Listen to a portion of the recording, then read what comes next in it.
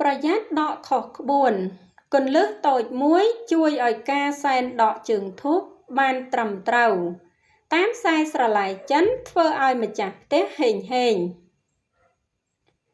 ចានៅរសៀលថ្ងៃទី29ខែមករាឆ្នាំ2026នេះតាមរយៈផេកហុងស៊ុយរបស់គ្រូចិនសែម៉ុងដែលជាគ្រូហុងស៊ុយបែបវិទ្យាសាស្ត្រដ៏មានប្រជាប្រិយភាពបានចែករំលែកឲ្យដឹងថា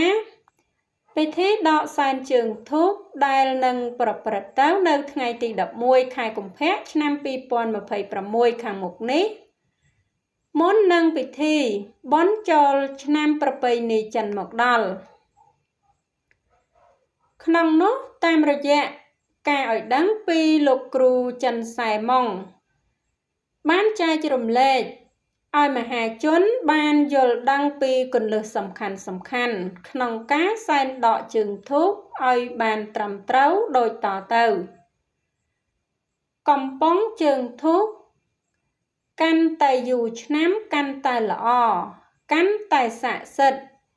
ទិញកំប៉ុងជើងធូបដែលប្រភេទមានគុណភាពបន្តិច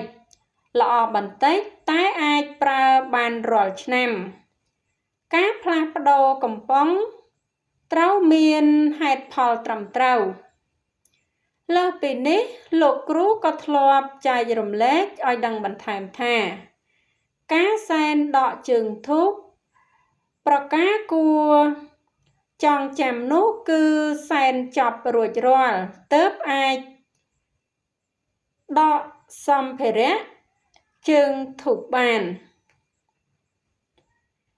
ចាហើយអត្ថបទព័ត៌មានដែលនាងខ្ញុំជម្រាបជូនខាងលើនេះចាគឺមានតែប៉ុណ្ណឹង